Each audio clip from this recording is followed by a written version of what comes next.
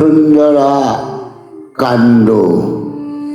বিভীষণের লঙ্কা পরিত্যাগ, দ্বিতীয় ভাগ। যদ্যপি বাসনা হয় জীবন রাখিতে, চলো তবে শ্রীরামের চরণ সেবিতে। এত কহি রাবণের করিয়া বন্দন, উঠিয়া আকাশ পথে চলে বিভীষণ।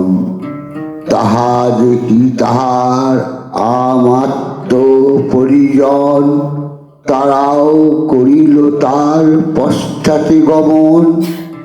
অনিল অনল ভীম সম্পাতি অপর, এই চারিজন মালি সন্তান সদর।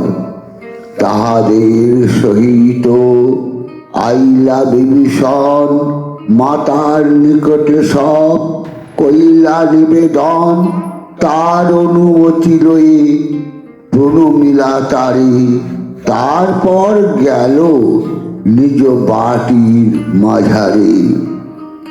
নিজ ভার্যা সরমাকে নিকটে ডাকিয়া কহিতে লাগিল তারে প্রণয় করিয়া, প্রিয়ে আমি রামচন্দ্রে সরল লইতে চলিলাম এই চারি আমত্ত সহিতে।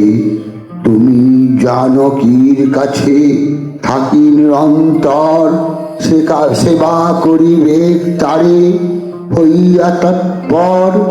তিনি যদি অনুগ্রহ করেন তোমারে, তবে রাম অঙ্গীকার করিবে আমারে। সুশীলা শর্মা জানকীতে ভক্তিমতী, সে আজ্ঞা বলিয়া তাহে দিলা অনুমতি। তবে বিভীষণ নিজ অস্ত্র শস্ত্র নিয়া যাত্রা কইলা চারি মন্ত্রী সঙ্গেতে করিয়া। বিভীষণে পদাঘাত অপূর্ব কথন, সুন্দরা কাণ্ডতে গান গীত রামায়ণ। বিভীষণের কৈলাসে গমন। লঙ্কা ছাড়ি ভোমপথে যাইতে যাইতে, মন্ত্রীগণে বিভীষণ লাগিল কহিতে।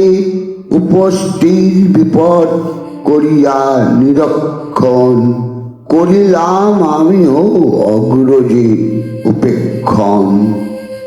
তাহে যদি রাম কাছে করিয়ে গমন, অখ্যাতি করিবে যাবতীয় অঙ্গজন। অতএব মনে করি এবে না যাইব, রাবণ বিনাশ পরে প্রস্থান করিব।